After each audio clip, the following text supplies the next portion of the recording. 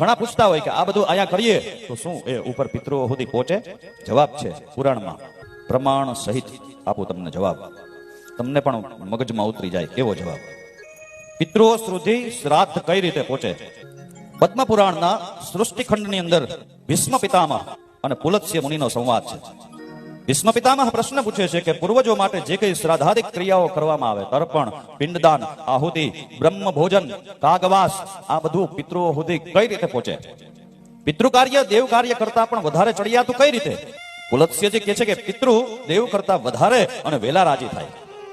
ભીષ્મ પિતામહ કહે છે કે તો આ પિતૃઓને નિમિત્તે આપવામાં આવેલું શ્રાદ્ધ, દાન, આ બધું એના સુધી પહોંચે કેમ? એટલે પુલત્સ્યજી બોલ્યા છે કે પિતૃનું નામ અને એનું ગોત્ર બોલીને જે કઈ વસ્તુ એના નિમિત્તે આપવામાં આવે તો એ પિતૃઓ સુધી પહોંચે. બીજી વાત, બીજી રીતે કઈ રીતે પહોંચે? તો કે મંત્રની શક્તિ દ્વારા શ્રાદ્ધની જે કઈ વસ્તુઓ છે એ પિતૃઓ સુધી પહોંચે.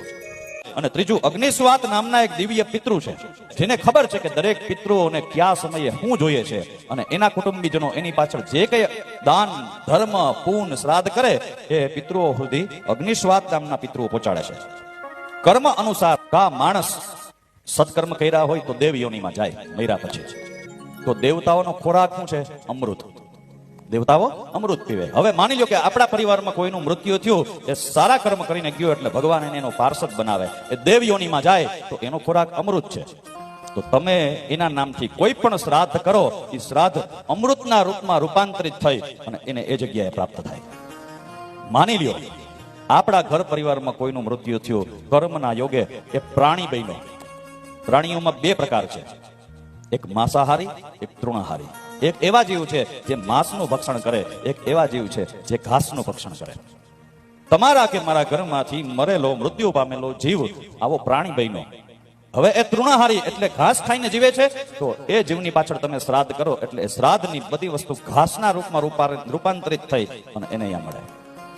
હવે એ જીવ માંસાહારી બન્યો તો તમે કરેલું શ્રાદ્ધ એ બધી વસ્તુ માંસના રૂપમાં રૂપાંતરિત થઈને એને પ્રાપ્ત થાય. માની લ્યો દેવ નથી બન્યો, પ્રાણી નથી બન્યો, પશુ નથી બન્યો, માણસ બન્યો છે. આપણા પરિવારમાંથી કોઈ પણ જીવ મૃત્યુ પામ્યો અને એ મનુષ્યના રૂપમાં જ પાછો આવ્યો, તો તમે કરેલું શ્રાદ્ધ એની દરેક વસ્તુ એને અન્ન અને જલના રૂપમાં એ જે જગ્યાએ હોય ત્યાં એને પ્રાપ્ત થઈ જાય. પહોંચાડવાનું કામ અગ્નિસ્વાત નામના પિતૃ કરે. હું નથી કેતો, પદ્મ પુરાણ કે.